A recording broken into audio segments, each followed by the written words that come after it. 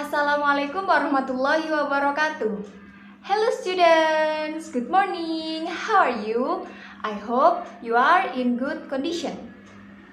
Hari ini kita akan belajar tema 2, muatan pelajaran IPA tentang sistem pernapasan hewan dan manusia. Before we start our lesson, let's pray together. A'udzu billahi minasyaitonir rajim. Bismillahirrahmanirrahim. Raditu billahi rabba wa bil islami dina wa bi Muhammadin nabiyyan wa rasula. Rabbi zidni ilma warzuqni fahma waj'alni min ibadika sholihin. Baik anak-anak, sebelumnya kalian bisa mempersiapkan peralatan untuk menyimak video pembelajaran kalian. Kompetensi dasarnya sudah tertera di sini, yakni 3.2 menjelaskan organ pernafasan dan 4.2 membuat model sederhana organ pernafasan manusia. Kemudian tujuan pembelajaran. Dengan menonton video pembelajaran, siswa dapat menjelaskan organ pernapasan dan fungsinya pada hewan serta cara memelihara kesehatan organ pernapasan manusia dengan benar.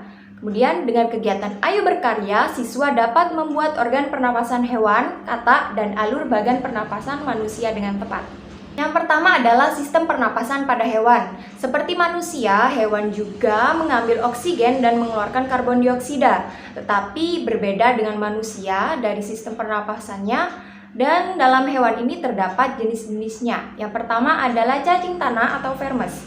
Cacing bernapas melalui permukaan kulit. Bisa dilihat dalam video di samping, kulit cacing selalu basah dan berlendir. Maka dari itu, cacing sangat menyukai dengan tempat lembab. Ini adalah struktur tubuh pada cacing tanah. Yang kedua adalah serangga atau insekta. Serangga bernapas menggunakan trakea. Percabangan dari trakea disebut trakeola. Dan pori-pori kecil di permukaan tubuh disebut spirakel. Ini bisa dilihat pada proses pernapasan pada serangga. Selanjutnya adalah ikan atau Pisces. Ikan ini bernafas menggunakan insang. Insang dilindungi oleh selaput atau rangka yang disebut dengan tutup insang atau operculum. Insang juga berfungsi sebagai alat pengeluaran garam dan penyaring makanan. Bisa disimak anak-anak di sini bahwa proses pernapasan pada ikan dimulai dari air masuk melalui mulut ikan terbuka, terjadi pertukaran oksigen dan karbon dioksida. Selanjutnya adalah amfibi. Amfibi ini adalah hewan yang dapat hidup di darat dan di air. Contohnya adalah katak. Metamorfosis dalam katak ini ada telur, berudu, katak muda, dan katak dewasa. Saat tahap berudu, ini bernafas dengan insang.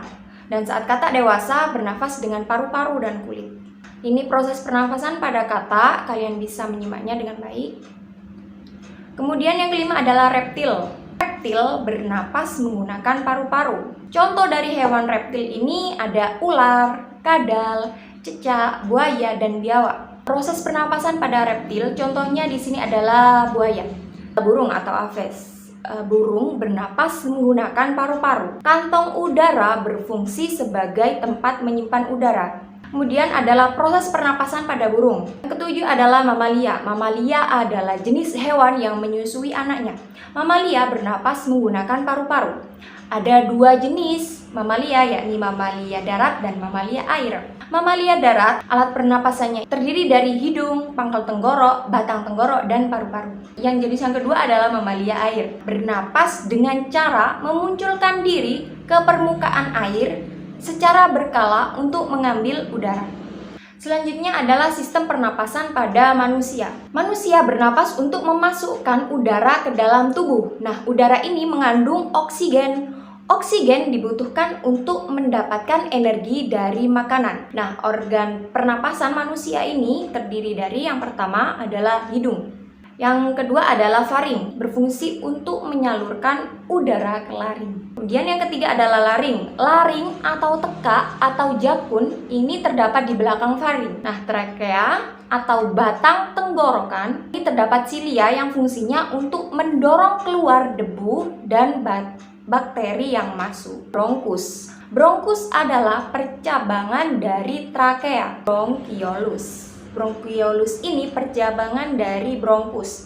Bisa dilihat di situ detailnya bagaimana membedakan yang mana bronkus dan yang mana bronkiolus. Alveolus ini adalah tempat terjadinya pertukaran oksigen dan karbon dioksida. Selanjutnya adalah proses pernapasan manusia. Hal ini bisa dimulai dari udara masuk ke tubuh melalui lubang hidung.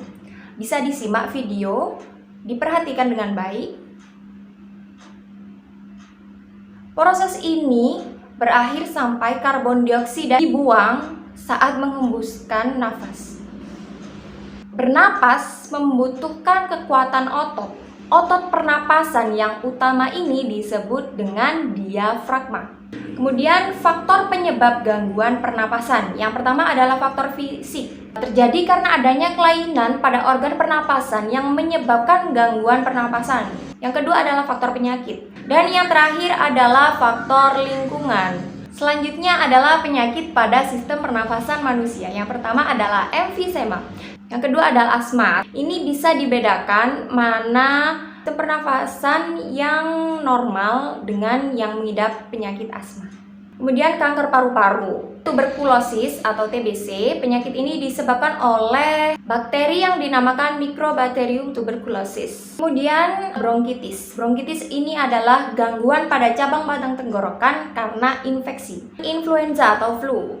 Biasanya ini yang sering terjadi. Selanjutnya adalah cara memelihara organ pernapasan. Yang pertama, jaga kesehatan organ pernapasan.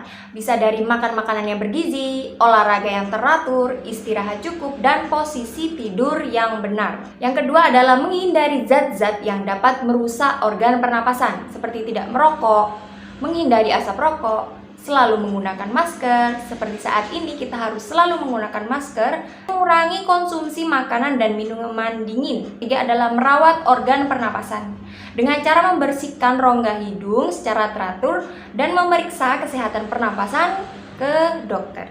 Yang keempat adalah menjaga kesehatan lingkungan sekitar dengan tidak banyak debu bertebangan, membuat udara bersih dengan menanam banyak tumbuhan hijau. Nah, selanjutnya adalah kesimpulan.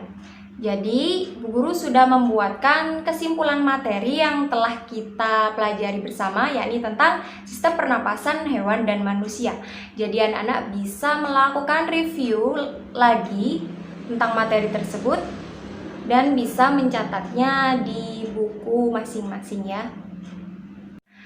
I think enough for today. I hope you can understand about my explanation. Before we close our lesson, let's pray together. Subhanakallahumma wa bihamdika asyhadu an la ilaha illa anta astaghfiruka wa atubu ilaik. Barakallah.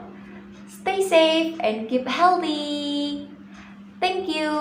Wassalamualaikum warahmatullahi wabarakatuh. Bye. Happy learning from home.